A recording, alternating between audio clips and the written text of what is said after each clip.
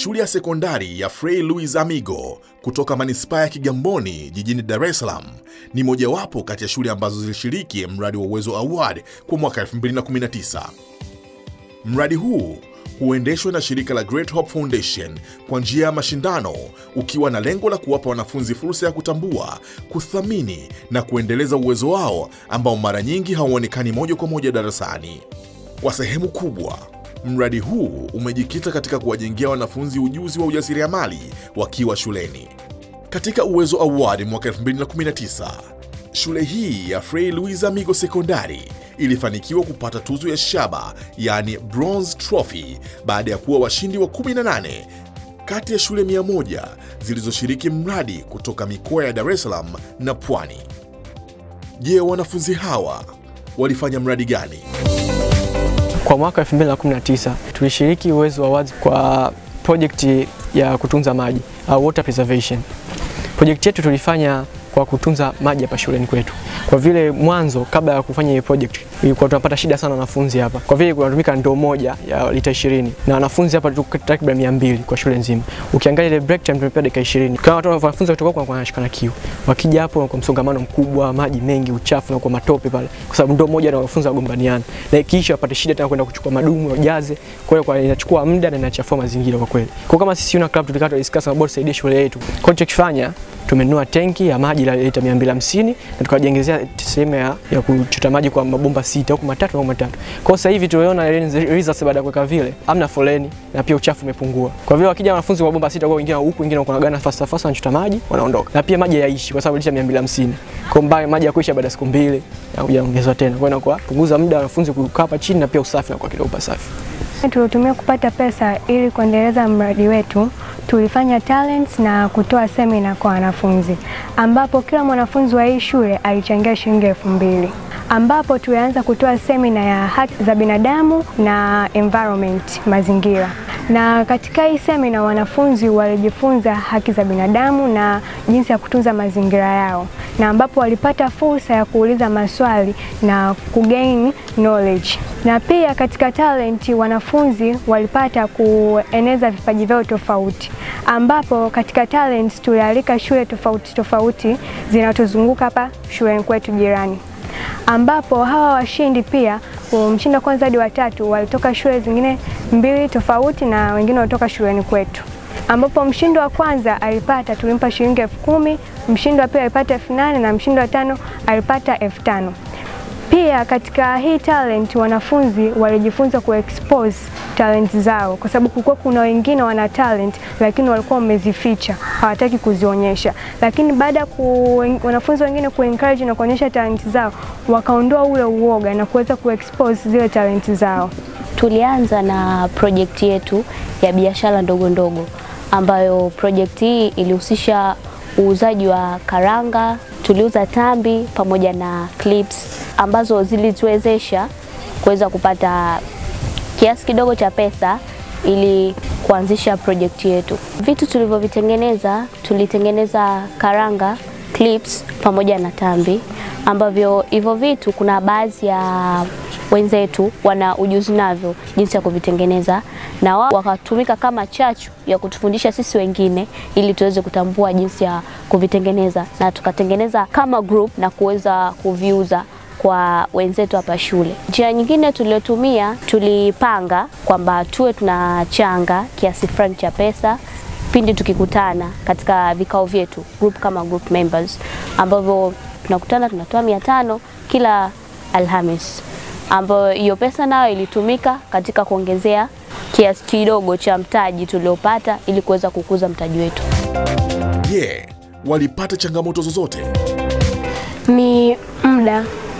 Cha kwanza muda, tulikuwa hatuna muda, ambao tulichelewa kuletewa taarifa za kuanza project, ambayo ilisababisha tufanye haraka biashara zetu, ambao tulifanya biashara chache, ndio maana tukasababishia tukapata kiasi kidogo cha pesa ambacho tufanya kuorganize vitu vyetu. Changamoto nyingine ni hasara katika utengenezaji wetu. Kama mimi nilikuwa natengeza tambi, zile tambi ambazo hasara inayotokea, unaweza umenunua ile dengu inakuwa sengine imeharibika, hasa ambayo inasababisha hata ukija kupika zile tambi zinakuwa laini, ambayo hata kwenye kuzika inakuwa haifai. Pia changamoto nyingine ni ushirikiano. Tulijiorganize wenyewe ili muda ambao tutakaoenda kuuza tuliwekea watu wawili au watatu, lakini ukiangalia kifika muda watu wanakimbia, inabidi sisi kama sisi ambao watu wachache inabidi tuende tukapeleke biashara tuuze. Changamoto nyingine tulizozipitia katika mradi wetu ni mtaji mdogo. Sisi kama club tulikuwa tunachangisha hela ili kupata mtaji wa kuanzisha biashara ya kuuza karanga, crisps na tambi. Na kiwango tulichokuwa tunakichangisha sio kikubwa, ni kidogo, na tulikuwa tunachangisha hizo hela kwa kulingana na namba ya watu tuliopo kwenye hiyo club. Kwa hiyo sisi kama club tulikuwa tuna mpango wa kuanzisha biashara nyingi, sio moja.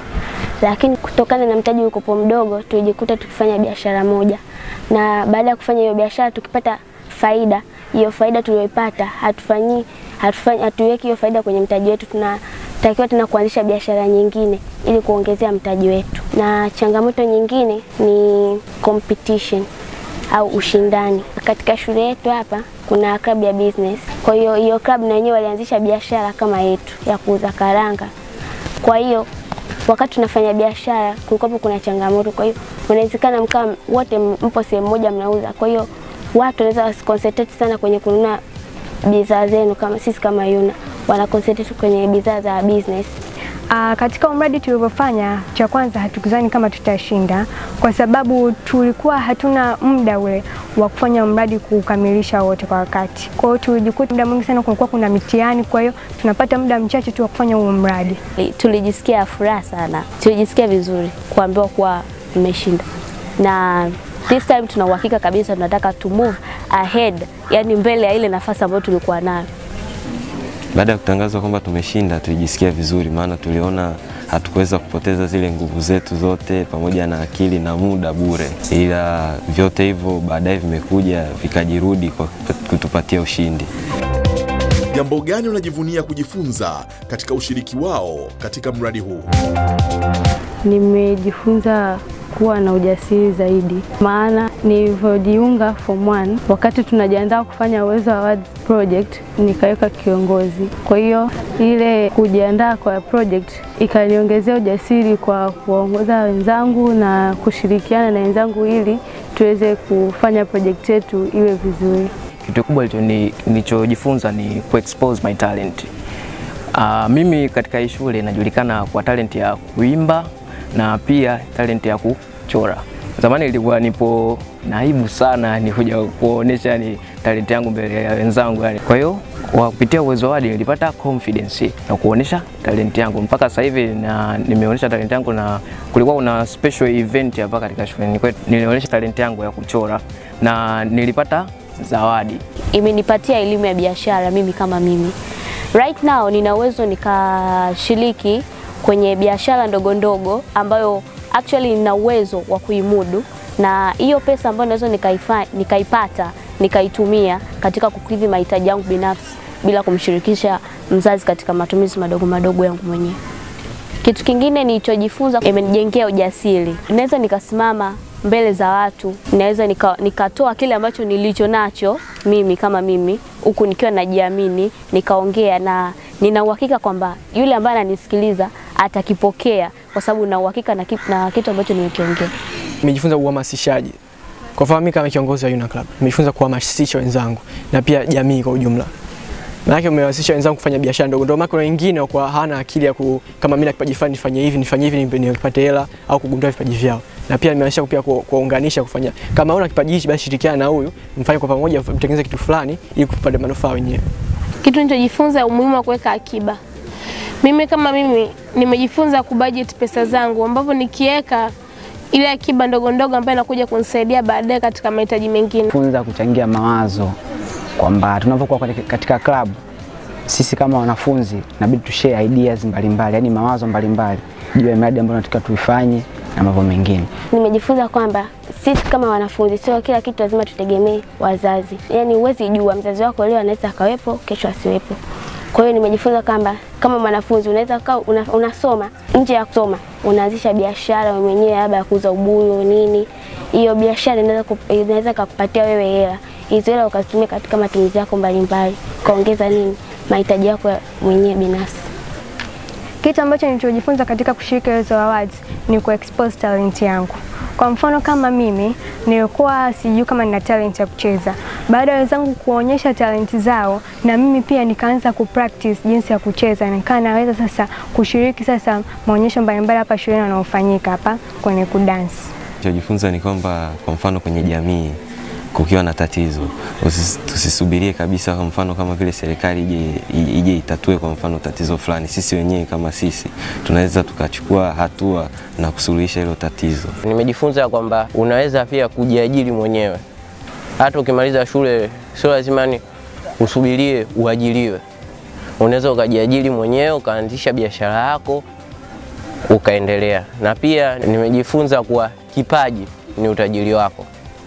Kwa sababu ukikitumia kipaji chako vizuri, kinaweza ikakupatia pesa na ukaingiza pesa na ukaendelea na maisha yako vizuri zaidi ya pale ambapo unasubiria labda uajiriwe au unakaa mtaani tu na vyeti vyako. Nilichojifunza kupitia hii project ya Uwezo Awards ni kupanga muda wako, yani management of time. Kwa mfano, unatakiwa kuingia darasani baada ya dakika 20, break ni dakika 20.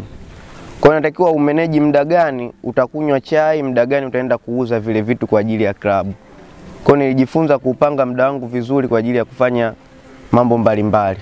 Kwa kushiriki Uwezo Awards, nimejifunza kuwa na mtandao. Siku ambayo tumeenda kwenye ceremony, nimejifunza kwamba sio tu yani mawazo yako peke yako yanaweza kukufikisha sehemu ambayo ulipo. Ukitana na watu mbalimbali wanaweza kupa changamoto au wanaweza kukupa idea fulani ambayo unaweza kuifanyia kazi ikakufikisha sehemu ambayo wewe mwenyewe hukutarajia. Mfano sisi tulivyoenda kule, ukiangalia kama sisi hapa tulivyotengeneza mtandao kishule, kuna watu madada zetu wamefika sehemu ambayo sisi wenyewe pia walimu wetu hawakutarajia. Sasa hivi wameajiliwa baada ya kumaliza form 4 na mpaka sasa hivi nausema wana kazi kwa kutumia tu Uwezo Awards, kwa kugain confidence yao na kujiamini kwao kumefanya kufika sehemu ambayo walipo. Kwa hilo nawashukuru sana Uwezo kwa kufikisha sehemu ambayo walipo.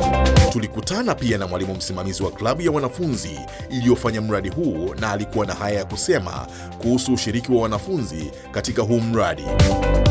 Walipoupokea huu mradi, mara kwanza waliogopa sana kwamba hawatauweza, lakini mimi niliwatia moyo kwamba kila kitu kinawezekana, ili mradi tu mshirikiane pamoja.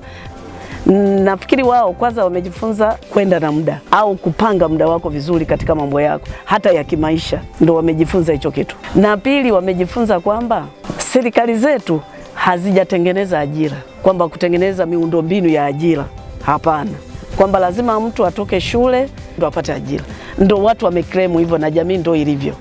Na serikali kwa mtindo huo na yenyewe imejibweteka, haijatengeneza miundombinu ya kuwawezesha vijana wakitoka shuleni waweze kujiajiri wenyewe kwa kutumia vipawa walivyo navyo, kwa kutumia akili walizonazo na kwa kutumia rasilimali za taifa zilizopo.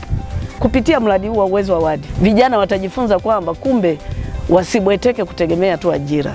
Lazima pia wawaze nje ya box, yani wawaze mbali zaidi ili waweze kuepukana na kila siku kilio cha hakuna ajira. Na huu ndio mradi ambao uliwapa wanafunzi wa Fray Luiz Amigo ushindi katika Uwezo Award mwaka 2019. Chukua hatua.